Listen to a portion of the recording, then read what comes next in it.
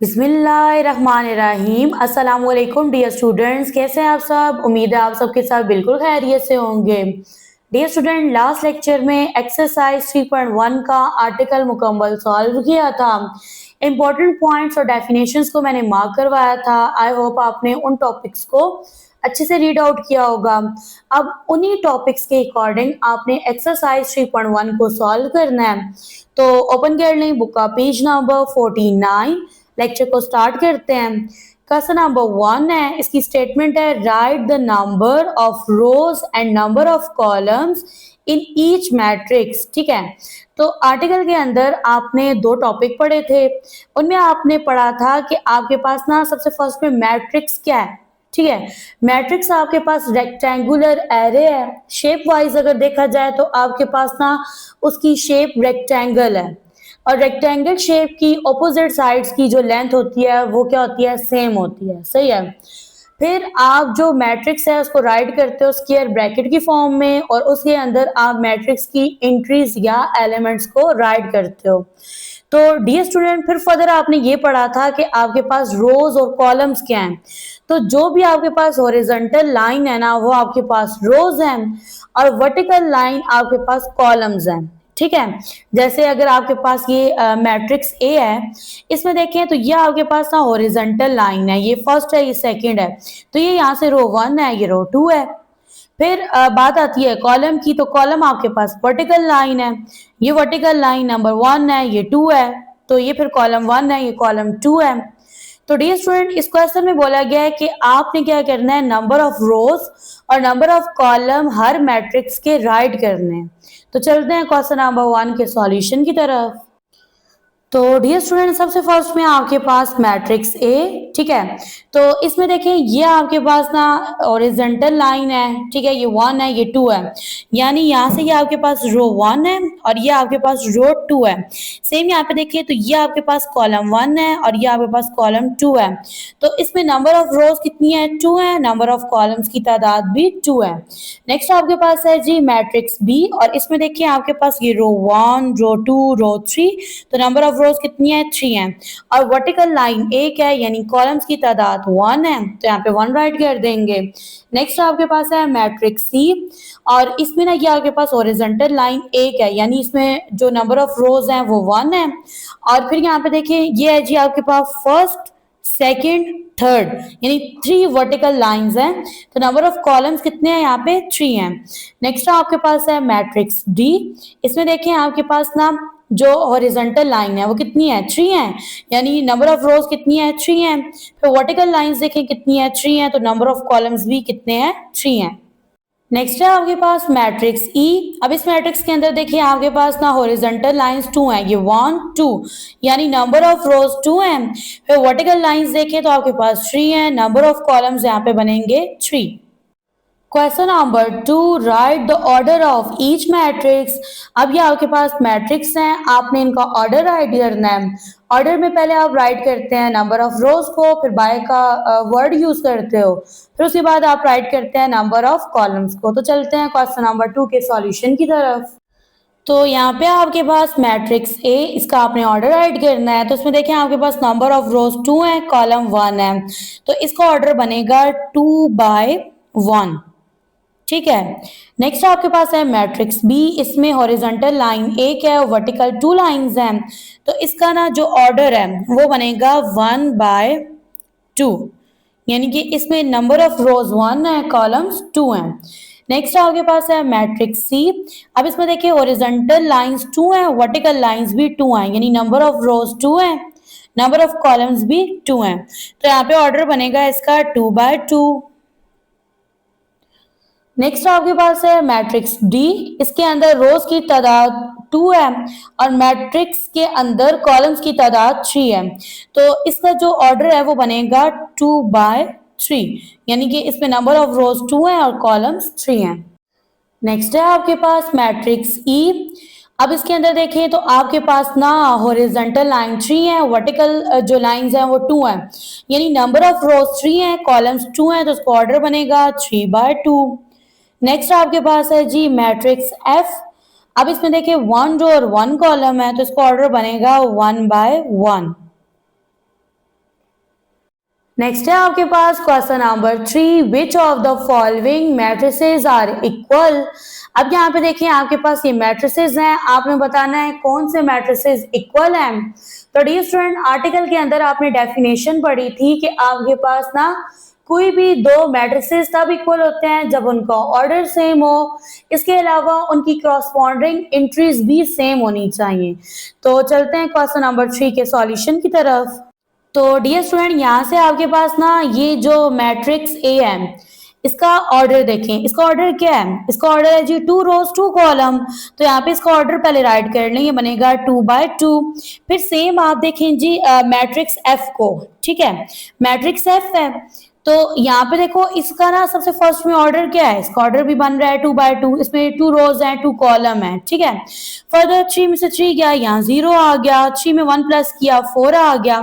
अब आप क्या करें, मैट्रिक्स ए और मैट्रिक्स एफ इन दोनों मैट्रिसेस की एंट्रीज यानी एलिमेंट्स को मैच करें।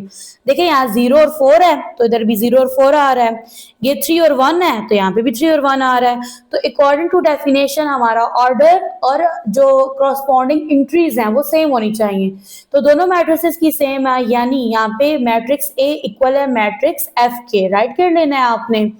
नेक्स्ट आपके पास है मैट्रिक्स बी, इसका ऑर्डर देखें तो इसमें ना आपके पास 2 रोज हैं और 1 कॉलम है, तो ये बनेगा जी आपके पास 2/1। तो सेम आप इसके साथ ना आप इसको देखो मैट्रिक्स डी को। अब इसमें ना 5 में 4 प्लस करें क्या आएगा, 9 आएगा। प्लस माइनस माइनस 8 में से 1 गया 7 रह गया, साइन आएगा माइनस का। तो इसमें भी ना आपके पास 2 रोज और 1 कॉलम है, तो इसका ऑर्डर क्या बनेगा 2/1। तो यहाँ पे देख सकते हैं दोनों मैट्रिसेस का ऑर्डर सेम है। फिर आप एंट्रीज अगर मैच करें तो यहाँ पे 9 और -7 है, तो सेम एंट्रीज इसकी भी हैं। तो यहाँ से क्या है कि आपके पास ना मैट्रिक्स बी इक्वल है डी के, क्यों, क्योंकि इनका एक तो ऑर्डर सेम है और दूसरा इनकी क्रॉसपॉन्डिंग एंट्री सेम है। नेक्स्ट आपके पास है जी मैट्रिक्स सी। अब इसमें देखें 2 को 3 से मल्टीप्लाई करो तो यहाँ पे 6 आ जाएगा, 2 को 2 से मल्टीप्लाई करो 4, 4 में 4 प्लस करो 8 आएगा, 2 में से 1 गया 1 जाएगा, 4 में से 2 माइनस करें 2 आ गया, 3 में 0 ऐड करें तो 3 आ जाएगा। अब यहाँ से देखें तो इस मैट्रिक्स के अंदर 3 रोज और 2 कॉलम्स हैं, यानी इसका ऑर्डर 3/2 है।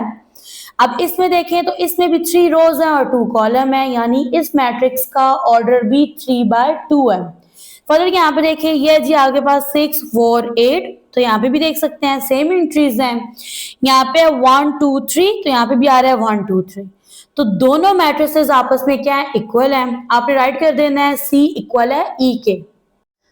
नेक्स्ट है आपके पास क्वेश्चन नंबर 4। अब इसमें देखें ये आपके पास ना एक मैट्रिक्स है और ये इस मैट्रिक्स के इक्वल है, दरमियान में इक्वल का साइन आ रहा है।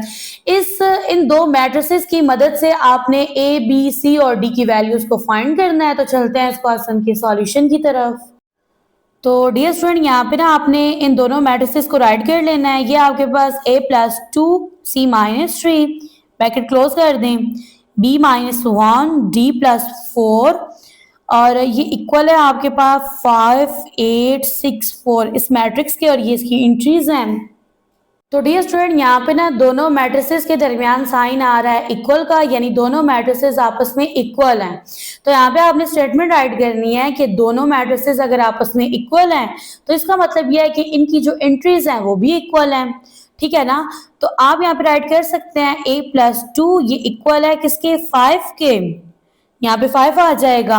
सेम यहाँ पे देखो c-3 है और ये इक्वल है किसके, 8 के। फिर यहाँ पे जी b-1 और ये इक्वल है 6 के, कोमा लगाएंगे। नेक्स्ट आपके पास d+4 है और ये इक्वल है 4 के। देखो यहाँ से फर्स्ट एंट्री फर्स्ट के इक्वल है, सेकंड के, थर्ड को थर्ड के इक्वल रखा है मैंने, और फोर्थ एंट्री इक्वल है फोर्थ एंट्रीज के। ओके, फर्दर यहाँ पे देखो आपने ए, बी, सी और डी की वैल्यूज को फाइंड करना है। तो यहाँ पे देखें अगर मैं इसको यूज करूं तो यहाँ से मेरे पास ए की वैल्यू निकल आएगी, यानी अगर मैं यहाँ पे राइट करूं a+2 इक्वल है 5 के। नेक्स्ट स्टेप में ए को इक्वल की दूसरी साइड पे शिफ्ट कर दें, वहां जाके इसका साइन चेंज हो जाएगा, 5 में से 2 निकलेगा 3 रह जाएगा। तो यहाँ से ना आपने ए फाइंड कर लिया, ए इक्वल है किसके, 3 के।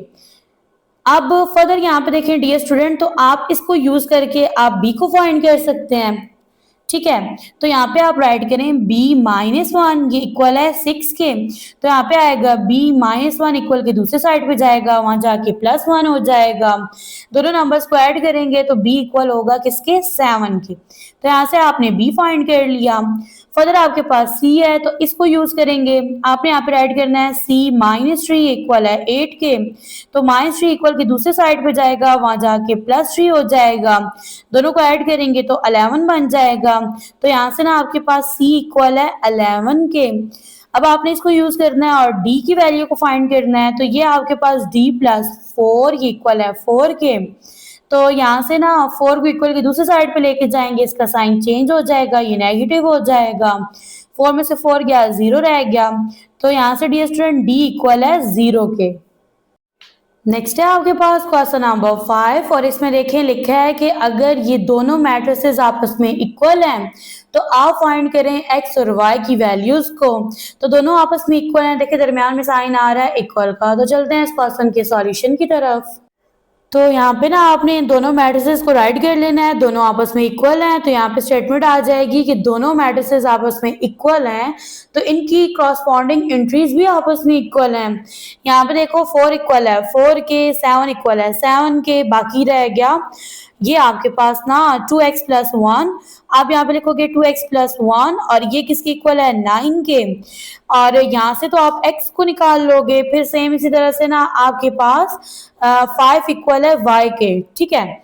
तो यहाँ पे ना आप डियर स्टूडेंट राइट करें 2x, 1 को इक्वल के दूसरे साइड पे ले जाए, वहां जाके -1 हो जाएगा।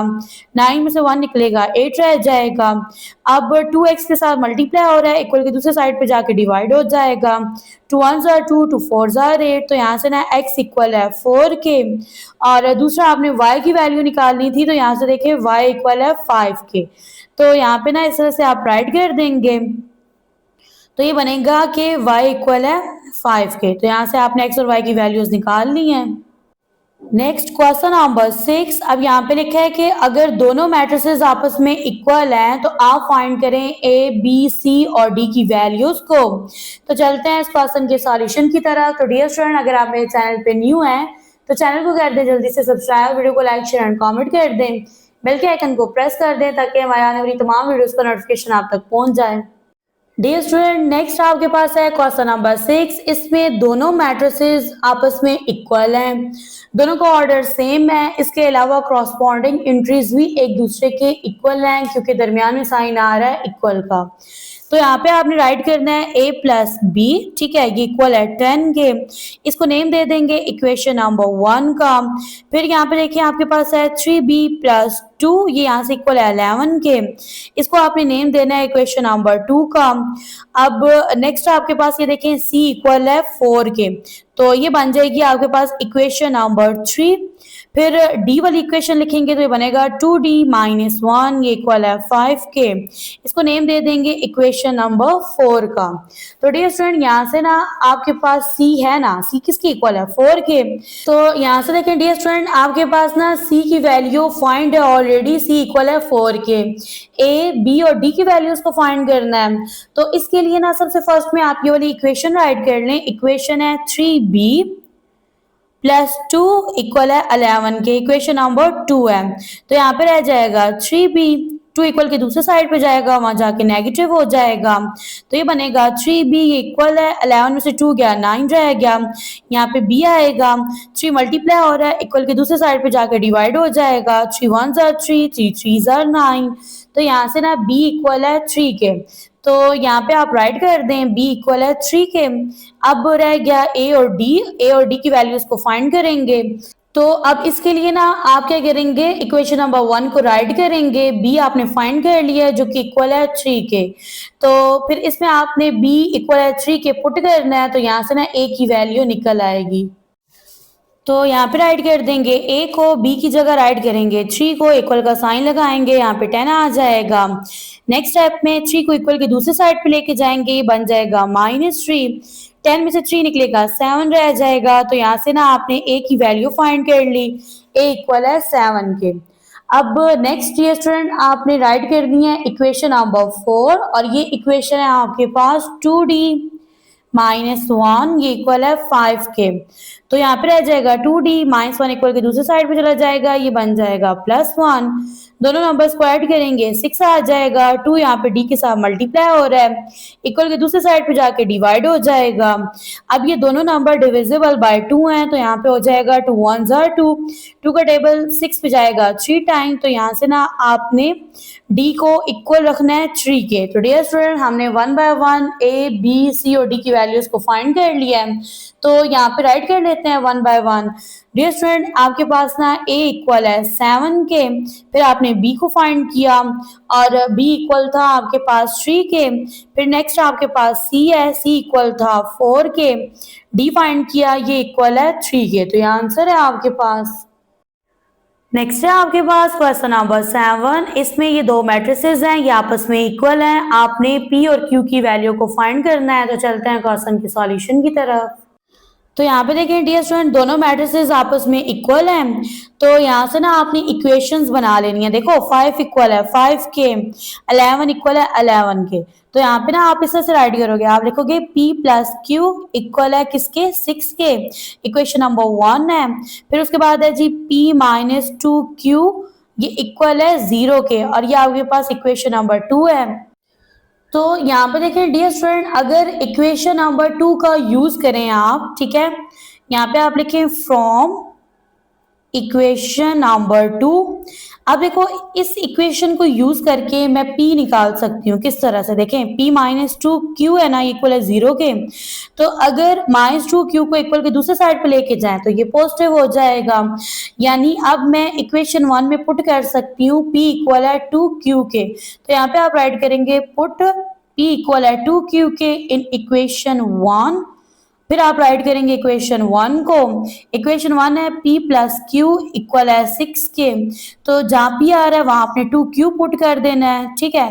तो इस तरह से आप q की वैल्यू फाइंड कर लेंगे। अब देखो इसका कोएफिशिएंट 1 है, 2 में 1 प्लस करेंगे 3 आएगा, ये इक्वल है 6 के, q को फाइंड करना है, 3 मल्टीप्लाई हो रहा है इधर, इक्वल के दूसरे साइड पे जाके डिवाइड हो जाएगा, 3 1s are 3, 3 2s are 6, तो यहाँ से आपने q को फाइंड कर लिया और ये इक्वल है 2 के। अब आपने क्या करना है, q इक्वल है 2 के, आपकी अपनी चॉइस है, इसको पुट करें इक्वेशन 1 या 2 में, तो आपके पास p की वैल्यू आ जाएगी। तो ये आपके पास इक्वेशन नंबर 1 है, p एज इट इज आ जाएगा, ठीक है, q इक्वल है 2 के, इक्वल का साइन लगाएंगे 6 आ जाएगा। अब 2 को इक्वल के दूसरे साइड पे लेके जाएंगे, वहां जाके -2 हो जाएगा, 6 में से 2 निकालेंगे 4 रह जाएगा। तो यहाँ से ना आपने p की वैल्यू फाइंड कर ली है, p इक्वल है किसके 4 के, ठीक है। तो डियर स्टूडेंट यहाँ पे होता है हमारा आज का लेक्चर एंड, दो में याद रखिएगा, अपना रखिएगा ढेर सारा ख्याल, मिलते हैं नेक्स्ट लेक्चर में जिसमें सॉल्व करेंगे एक्सरसाइज 3.2 का आर्टिकल।